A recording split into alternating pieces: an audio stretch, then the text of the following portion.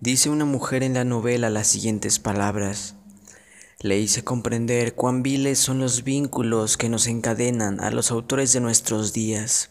Le demostré que una madre, por habernos llevado en su seno, en lugar de merecer de nosotros alguna gratitud, solo merecía el odio, ya que solo por su placer y a riesgo de ponernos a todas las desgracias que podían alcanzarnos en el mundo, nos había, no obstante, dado a luz con la única intención de satisfacer su brutal lubricidad.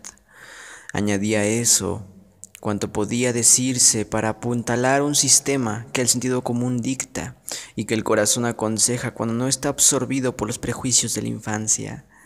¿Y qué importa que alguna persona sea feliz o desdichada? ¿Sientes tú algo de su situación? Aleja, pues, esos viles vínculos cuya absurdidad acabo de demostrarte, y aislando entonces totalmente a esa criatura, separándola por completo de ti, verás que no solo su infortunio debe serte indiferente, sino que incluso puede llegar a ser muy voluptuoso incrementarlo. Aquí se expresa el rechazo a la paternidad.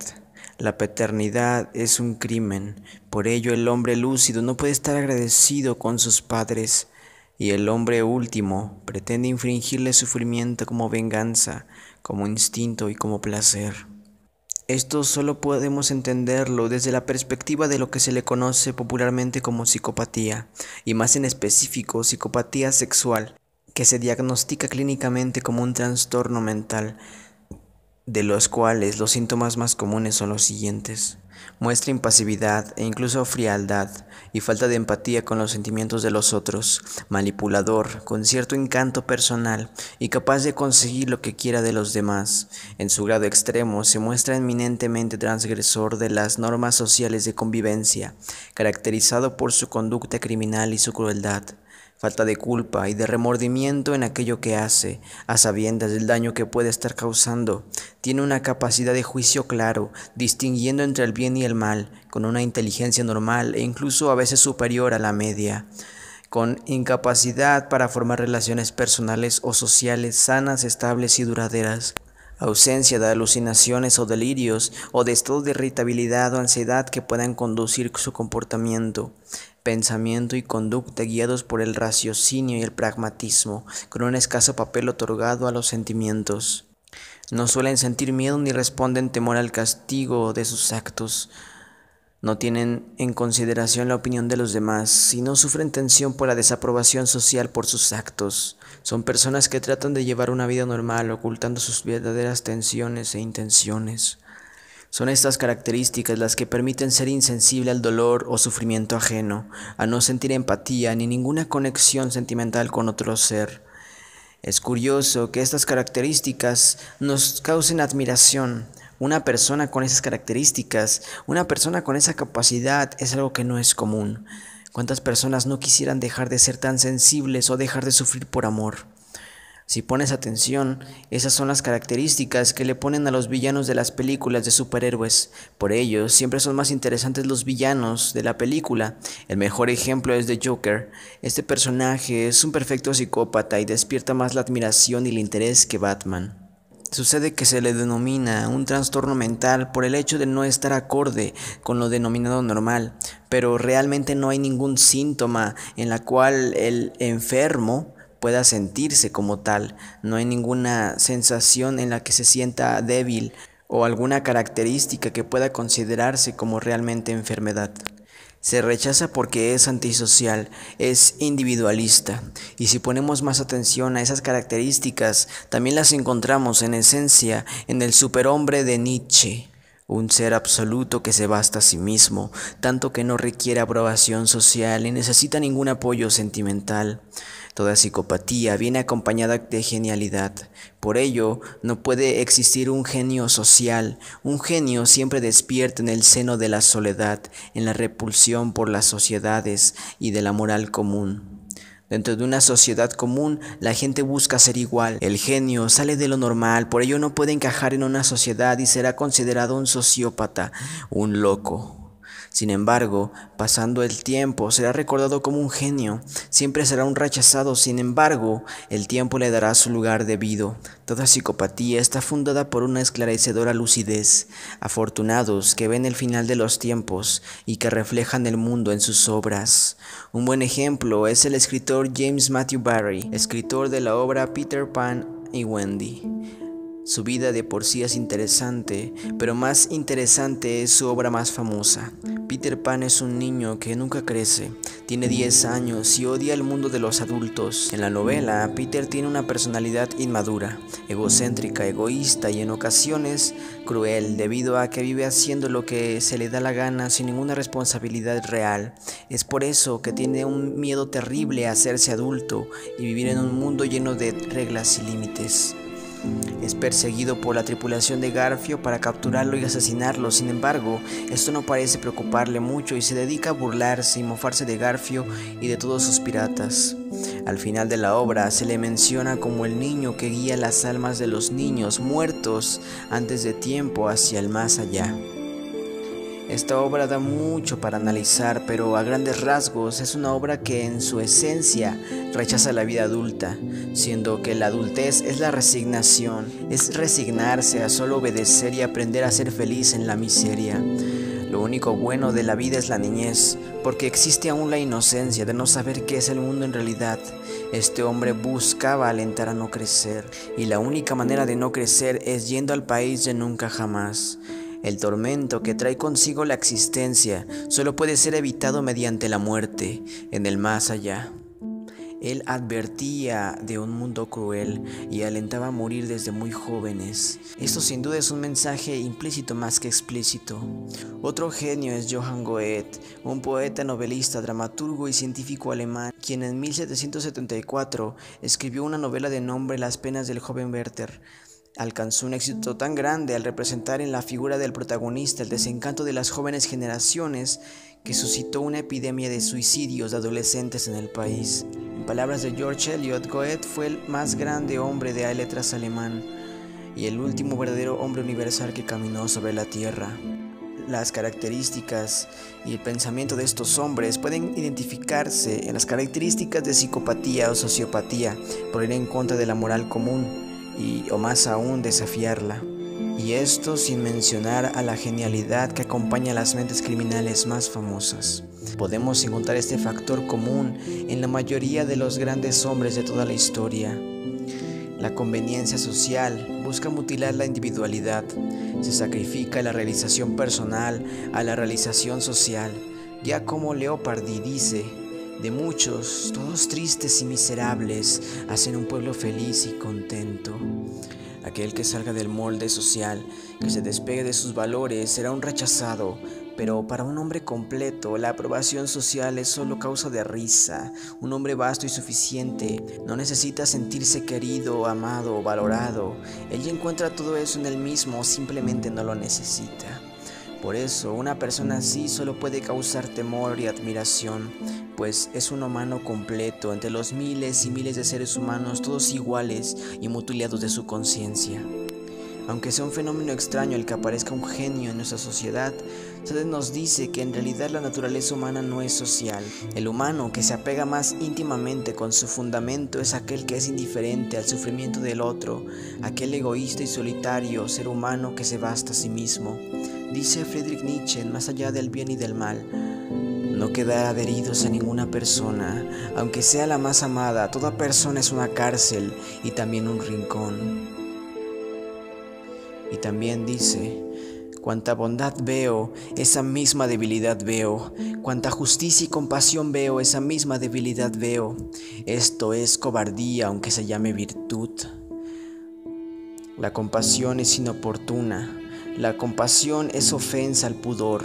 Esta virtud es lo que las gentes insignificantes consideran hoy como la virtud por excelencia. No tienen respeto al gran infortunio.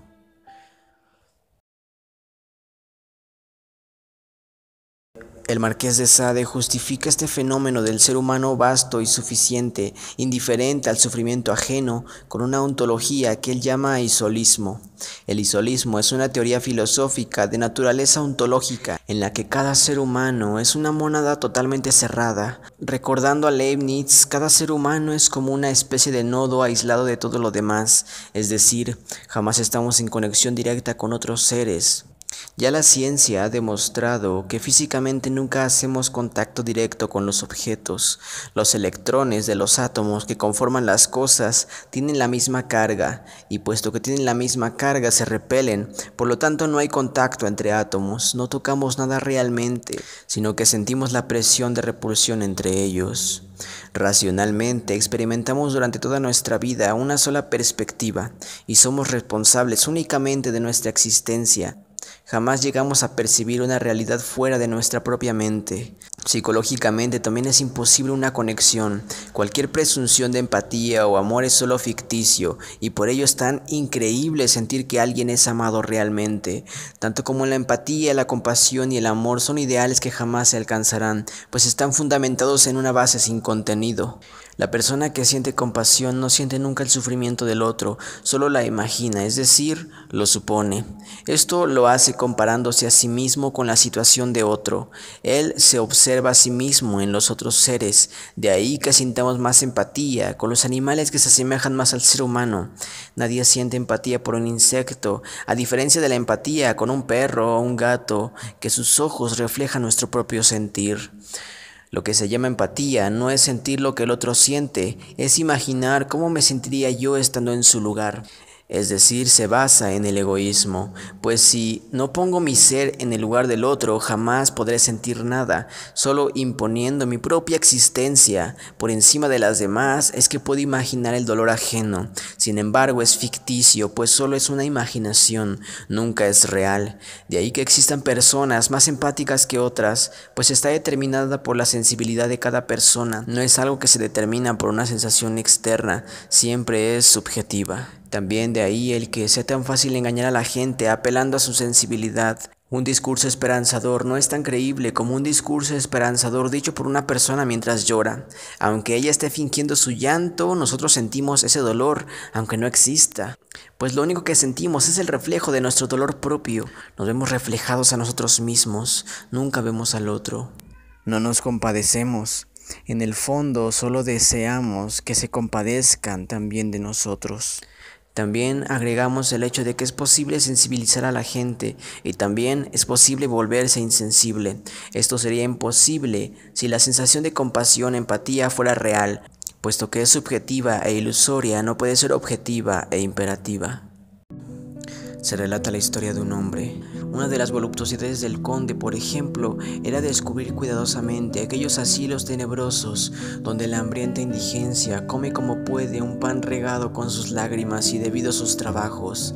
Se excitaba no tan solo con ir a disfrutar de la amargura de tales lágrimas, sino incluso con incrementar su origen y arrebatar, si podía, aquel desdichado sostén de los días de los infortunados.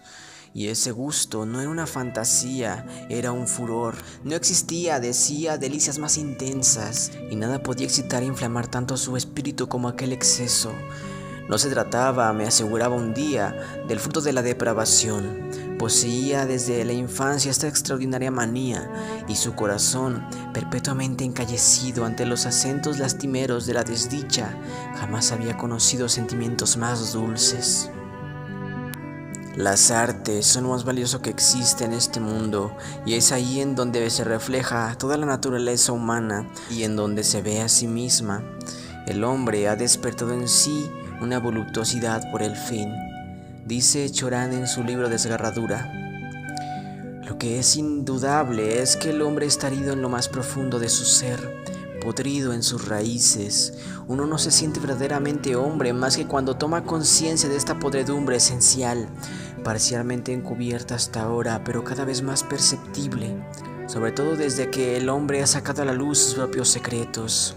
A fuerza de volverse transparente a sí mismo, no podrá ya emprender ni crear nada. Será su clarividencia, la exterminación de su inocencia lo que acabe con él. Aunque a veces logre engañarse respecto a sí mismo, nada ya consigue engañarle acerca de la aventura humana.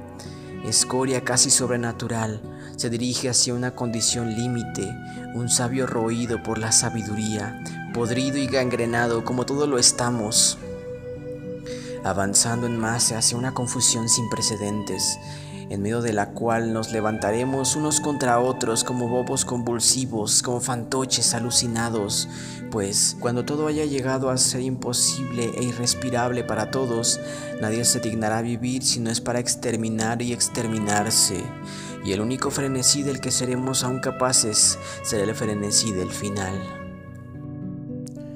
Como método natural se ha despertado en nuestro instinto un deseo por la autodestrucción, un deseo tan intenso que se convierte en placer.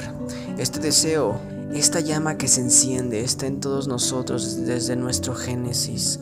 La historia de la humanidad no ha sido únicamente más que la lucha contra esta verdad mediante ilusiones.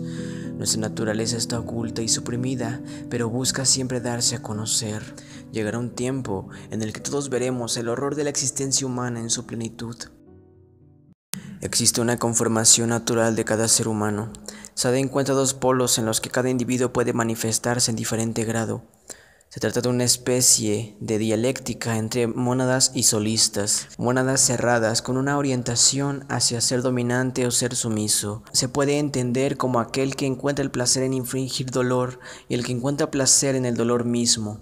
El sádico y el masoquista, dos seres con un grado diferente de deseo por la muerte, estos instruidos por el placer. Sade afirma que la manera de conocer la naturaleza es a través del dolor y que este es el verdadero sentido del individuo, pues la misma naturaleza pone en nuestra mente el deseo por la crueldad y el placer por el dolor. La sexualidad no es más que una perfecta lucha por la dominación y por el deseo de supresión de cada ser. En la sexualidad se profana todo lo honorable, se elimina todos los límites, el placer impulsa a hacer cosas que en nuestro sano juicio no haríamos, y esta no es más que la naturaleza haciéndose presente, revelándonos su verdad. Podemos darnos cuenta de ello. La comedia es un placer que sacamos de la tragedia, y no hay tragedia que no pueda ser utilizado como chiste. El chiste no es más que una burla, una destrucción del valor. Olvidamos la seriedad, olvidamos el respeto y el honor, y lo sacrificamos a la voluptuosidad placentera de la risa, y vale la pena. El segundo paso es encontrar el placer en el dolor, que ya lo hemos descubierto. Lo siguiente es transgredir la moralidad que no sirve para nada, profanar lo valioso, defecar en la hermosura. De esta manera, seguimos nuestros orígenes e impulsos estrictamente naturales y a ese punto nos llevan. Al final sacrificaremos todo por el placer. Ese será el instinto último, y lo buscaremos desvalorizando todo, lo perseguiremos sin importar nada. El masoquista encuentra el placer en la sumisión, en la vulnerabilidad, en el dolor que se le infringe, en la degradación personal. Ahí se encuentra su regocijo. Él desea recordar que el ser humano no tiene valor alguno. Siente ese impulso desde lo más íntimo de su ser. No encuentra mayor placer en otra cosa. Su espíritu es sacudido por las sensaciones que le corren el cuerpo, que lo elevan por encima de toda felicidad. En cuanto al sádico, encuentra el placer en la dominación, en la fortaleza, en infligir dolor, en degradar a otro. Allí encuentra su goce. Él quiere recordar que toda vida viene a morir y que el placer que produce infligir dolor solo revela que la naturaleza se complace en la muerte. No conoce mayor placer que ese. Su espíritu se estremece ante las sacudidas del placer que colma toda su felicidad. El masoquista busca un sádico y el sádico un masoquista. Y cada individuo en el mundo tiene una tendencia específica a una o a otra en diferentes grados. No hay un hombre exclusivamente sádico o únicamente masoquista. Siempre se reparten y hay una dominación de uno de estos impulsos, pero se encuentra voluptuosidad en ambos. Aquí comienza la dialéctica. Cada sufrimiento que recibe el masoquista lo excita de modo que en lugar de ser infeliz es dichoso. El sádico, al ver que el otro está disfrutando, pierde excitación, entonces tiene que doblar sus esfuerzos e infligir más dolor. El masoquista se excita más y el sádico tiene que golpear más duro. Ambos están sintiendo un placer incomparable. El sádico está acostumbrado a los placeres de este tipo, el tiempo lo ha hecho duro y no siente remordimiento alguno. El masoquista se ha acostumbrado acostumbrado a estos placeres que el tiempo lo ha vuelto insensible, su piel se ha puesto dura y ya no percibe los golpes tan fuertes. Ambos se adecúan para que los esfuerzos aumenten, la crueldad crece, tortura, lágrimas, fuego, gritos, hierro, excremento, sangre, carne y semen. La dialéctica nunca termina, así como el placer siempre va en aumento, acompañado del dolor hasta que ambos mueran. Ahí está el último placer, el placer de morir y matar, una lucha de poderes en los que podemos resumir toda la historia de la humanidad. Y esto no es bueno ni malo, es la naturaleza haciéndose presente, dando a conocer lo indiferente que es al valor humano, y el humano lo percibe en sus entrañas. El pensamiento del Marqués de Sade es bastante polémico y despierta de inmediato la atención de la gente, pues sus ideas son muy distintas de lo que acostumbramos leer y a considerar. Murió en un manicomio sin síntomas de locura, solo sus ideas. El libro de los 120 días de Sodoma, que Sade escribió en el encierro, fue una obra que creyó perdida durante la Revolución Francesa que saqueó la Bastilla, lugar donde se encontraba Sade. Cuando fue tomada, Sade ya no se encontraba ahí, pero sus pertenencias sí. Él mismo murió creyendo que se habían perdido sus obras. En la Bastilla trabajé sin cesar, pero destrozaron y quemaron todo cuanto había. Por la pérdida de mis manuscritos he llorado lágrimas teñidas de sangre. Las camas, las mesas o las cómodas pueden reemplazarse, pero las ideas... No, amigo mío, nunca seré capaz de describir la desesperación que me ha provocado esta pérdida. Es entonces hasta principios del siglo XX que apareció en un rollo el manuscrito de los 120 días de Sodoma. Actualmente es considerado una obra capital, no solo del Marqués de Sade, sino de la humanidad, decía Iván Bloch, fundador de la ciencia sexual o sexología. También sería bueno comentar que este libro es su obra cumbre y por ello es la más extensa, fuerte y extravagante. No olvidemos que tiene otros escritos y novelas que recogen su pensamiento de una manera más suave. Recordemos también que no era solo un loco escribiendo sus fantasías psicópatas. El Marqués tenía su propio pensamiento filosófico que podría denominarse como un nihilismo del placer, una metafísica trágica de la muerte. Recomiendo primero leer sus otros libros, comenzando por La filosofía en el tocador. Este libro es más ligero y tiene mucho más de filosofía. Así el lector podrá entender el porqué de sus ideas tan extrañas y polémicas, puesto que reconocemos que era un intelectual. Durante su vida se dedicó principalmente a leer y escribir. Llegó a reunir una biblioteca de más de 600 volúmenes, estando interesado por los clásicos, Petrarca, La Fontaine, Cervantes, principalmente Holbach, Voltaire, Rousseau, Helvecio, Hobbes, Homero, Lametri, los griegos y la historia de Europa, entre muchos otros conocimientos científicos y de psicología. Para nosotros, Sade es un pensador muy importante, imposible vivir sin leerlo, imposible comprender el mundo sin él, un hombre lúcido que vio más allá de las ilusiones y fantasías, despertó al mundo cuando aún no quería despertar y aún sigue esperando el fin de ese sueño. Muy pronto el pensamiento de Sade va a ser el común de todos, es necesario, y no solo eso, sino que es imposible detenerlo. En los últimos días de su vida pidió que tras su muerte fuera enterrado en un bosque, sin ninguna ceremonia. Una vez recubierta la fosa, será sembrada de bellotas a fin de que el terreno y el campo vuelvan a encontrarse tupidos como eran antes, y las huellas de mi tumba desaparezcan de la superficie de la tierra, como espero que se borre mi memoria de la mente de los hombres, excepto un pequeño número de los que han querido amarme hasta el último momento, y de los cuales me llevo a la tumba un recuerdo muy dulce.